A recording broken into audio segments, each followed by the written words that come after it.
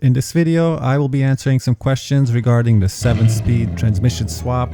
Make sure to stay till the end because I give you my opinion on the 7-speed as well as show you a couple of quick clips from my upcoming videos. I'll be reading the questions that I put down from the videos and comments on Instagram. I'll be reading them off my screen. I have them on a list and I'll be answering them one by one. So question number one I've gotten a few times is programming required? Yes, on most cars, on probably all of them, if you're putting in a 7-speed to replace the original 5-speed, your ECU and TCU will need a little bit of fiddling with, nothing too crazy. I want to give a shout out to Josh and James from Mercedes Swap Shop. They're the ones, they're the go-to guys for this. Their pricing is pretty reasonable. I would reach out to them. I'll leave their contact info on the screen and in the description. But yes, you will need to program the ECU and the TCU, but it's pretty straightforward from what I've gathered. So next question is, what is the easiest and the hardest part about this swap? I think overall this swap was fairly easy.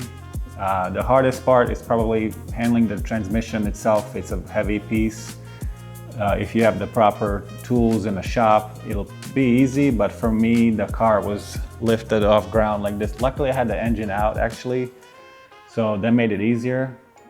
So handling the transmission due to its weight and size was the hardest part. The easiest part was, overall, it was very easy. So I'd say, all in all, this is a very easy plug and play swap, basically.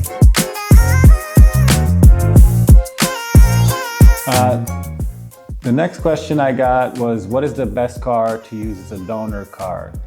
So for an example, the 203 C55 behind me is from factory a 5-speed. And we all know that 203 and the W209 CLK are basically the same car. So the best donor car in this case would be the CLK 500 V8 model with a 7-speed, obviously, and the first year that those were available was a 06. 05 CLK 500 was a 5-speed. So for 203, you're gonna want same or equal car that has a 5-speed, like CLK 500, CLK 550, a later one, just because the drive shaft length is gonna need to match because you're gonna have to change the front piece of the drive shaft. If you get a front piece of the drive shaft from a bigger car, you might have issues there. For E-Class, you wanna get the parts off of a E-Class with a V8 and a 7-speed, preferably M113 V8. Otherwise, you're gonna have some incompatibility with transmission lines and things like that. Is the transmission a direct bolt-on? Yes, it is. Pretty much all, if not all, most 722.9 transmissions have the same bell housing. So they bolt up to the M113 without any modifications. The wire routing for the O2 sensors is pretty much all the same. All the brackets are transferable. The transmission mount holding plate at the bottom all directly bolts in. There's no modifications required, like I mentioned in my original video. I'm not a fan of cutting and drilling things that were not done from factory, so if that was needed for this swap, I would have probably not done it. But yeah, overall, this is a bolt-in swap. There's really no modifications or fabrications necessary. Now the next couple questions are more about how I feel about the swap and the things that came afterwards. So the first question was, why not manual swap instead?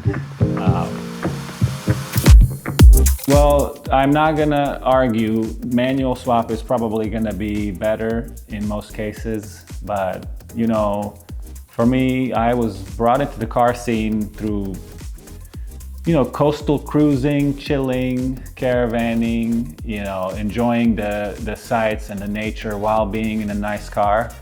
So for me, I can't bother shifting gears while running errands or going to work or hauling kids around and groceries. So for me, an automatic makes more sense. I don't track my car. I don't drag race. So a 7-speed auto was a much better option for me, and I'd rather let the car do its own thing, even if it's not perfect. All I know is that when I hit the throttle, the car does what I want it to do, and I'm perfectly happy with the way it is right now.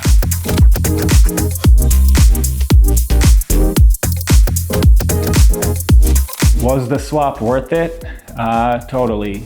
I don't know if I've disclosed this before, but a friend of mine reached out to trade in this transmission to me for some other parts, and I wasn't willing to go that route. So since I wanted to do the 7-speed swap for a while, I said, hey, look, how much do you want to sell me the transmission for? Since he had one laying around that was from a working CLK 500, and my engine was out due to some maintenance. So I was willing to get the transmission for him for the right price, but since he's a close friend, he just said, here, just come and grab it, it's yours. And that was it. So I went and grabbed the transmission. And yeah, this was a very low budget swap for me, but even if I had paid top money, top dollar for the best of the best 7 speeds and all the other stuff, it's still damn worth it because it's just a different car. I'll touch on that a little bit later in other questions.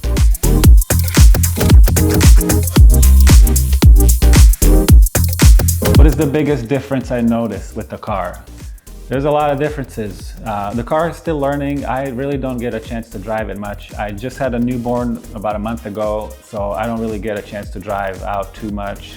Plus, it just happened that they're repaving the roads in our neighborhood, and I can't get out with this car the way it's lowered. It's very hard. I don't want to break something. So the car has been sitting. I've only driven it, believe it or not, 20, 30 miles.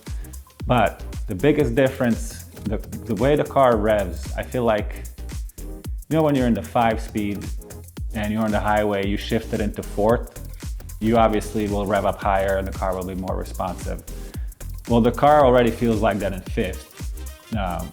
In the streets, the way the 5-speed feels in the 3rd, the 7-speed has that same aggressive pull in the 4th. So it's much more happy transmission, if you will. It revs a little bit higher, it shifts a little bit smoother, but there's more gears. It is mated to a 3.06 differential on the C55, so there's a lot of shifting going on, and it definitely changes the way the car behaves. And you get to hear the exhaust on the car more, and it's very tempting to just always get on the throttle and just, you know, enjoy the way this thing moves. So it revs differently, and from the get-go, the moment you push it off the line, it's just overall a different feel. It makes it almost feel like that M113 was bottlenecked by the 5-speed. It just, there's no feeling like you're, you know, gutting that engine by flooring it off the line. With the 5-speed, I always felt like if I floor it, like the engine screams so much, I felt like, oh my God, this is like, I don't want to do this, because the car sounds like it's ripping its guts out. With the 7-speed, before you know it, you're in 3rd, 4th gear, you're off the line, you're looking back, you're like, whoa, I just covered all of that distance and the car didn't even sound like it broke a sweat. So yeah, much better feel.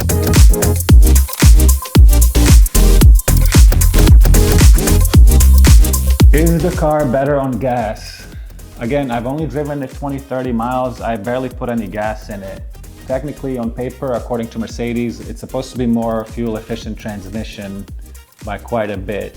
And, you know, naturally, more gears probably means the car will just move with much more ease and it doesn't need a rev, you know, it revs differently. I don't really know the logistics of all of how that works, but I mean, even in those 20, 30 miles I drove the car, I just observing the gas needle. I feel like, you know, the 55 is a gas guzzler. I feel like with the 5-speed, I was always at the gas pumps. It's too early to tell, but it's supposed to be better on gas.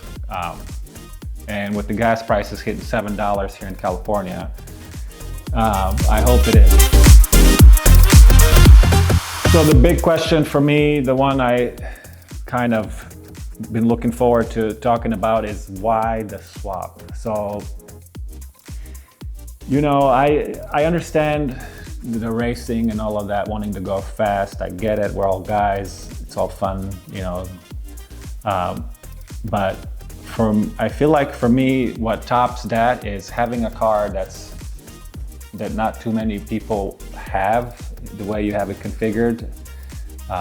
Currently, there aren't that many 7-speed swap C55s. I know 2 guys, and by the way, I want to give a shout out to both of those guys. I'll put their usernames here in the video. They have been great help. Their cars are already up and running as of right now.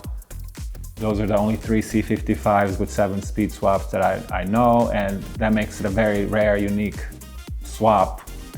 And for me, that gives me more joy than the actual, you know, performance you get out of it. I mean, the C55 was already plenty for me. I've never been too crazy about, I don't need 600 horsepower. I don't need even 500 horsepower. It's nice, but in a small car, 360 horsepower that's put down on the road efficiently is plenty, you know, and the 7-speed definitely makes that more efficient.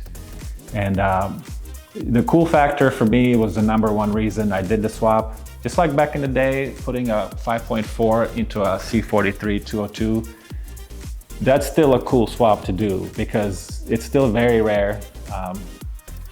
So that same reason is why I did the 7-speed, and I'm also enjoying the way the car is behaving with the 7-speed. It's a totally different car. So yeah, I have no regrets. I'll do it again. I'm exploring the options to do it on the C43 as well. I already talked to Josh. It is possible, but I wouldn't do it until I swapped that 4.2 to a 5.4 and then made that to a 7-speed. And if I end up doing that at some point, I'll probably use a newer 7-speed, the dual clutch or whatever the heck they're called. But the early 7-speed out of a CLK 500 that's in the C55, they're rated for 700 Newton meters. Honestly, either way, it's an upgrade over the 5-speed. A few people have asked, can this be done on this car? Can this be done on that car? Again, I think as far as their fitment goes, the physical parts, there's a lot of wiggle room there because there's so many different models of Mercedes with these transmissions. I think anybody who's hands-on kind of guy with cars can get the physical part done, but I would recommend to reach out to the Mercedes swap shop and ask, because I know, talking to Josh, he's told me he's put these into 210 E55s, he's put them in C55s, I've seen them in 211 E55s. I did ask him if it's doable on the C43, which is a car that's on the older ECU type bus and all of that. This all goes beyond my head. I don't do electronic stuff. But he says it's doable on those cars as well. So I think it's pretty much doable on any Mercedes if you want to throw enough money at it. But on some cars, it's going to be very minimal effort. On some other cars, will be much harder.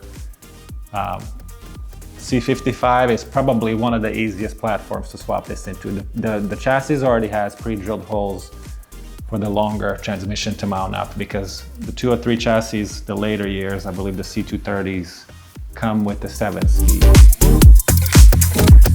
Well, that's it for this one. Thanks for watching, guys. I really appreciate you checking in, tuning into my channel. If you are not subscribed, consider doing that. I want to bring more content on these cars, like of this era, older Benzes, older Mercedes, eventually other cars.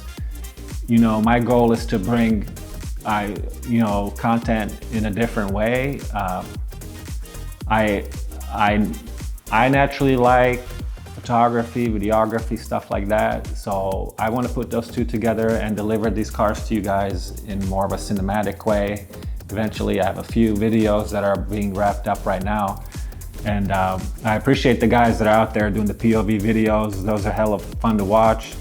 I can't do those. I don't know why. This is more my thing. This isn't necessarily one of those cinematic videos. This is just a video I feel like I owe to you guys. But I want to bring you more content in a cinematic way. And we don't really get to see these old cars in a cinematic way anymore, because everyone's so hyped up about new cars. You go to all the car reviewing channels, no one's reviewing all their Mercedes. No one's reviewing pre-merger AMGs as much. And I think we all want to see those cars in their glory. We want to see them in a nice angle, good composition, good lighting, 4K quality, with good sound. And my goal is to bring that to you, and occasionally other videos as well, random videos, short videos. So I appreciate you tuning in, I appreciate your time. Stay tuned, more content coming, and I hope you guys have a good day.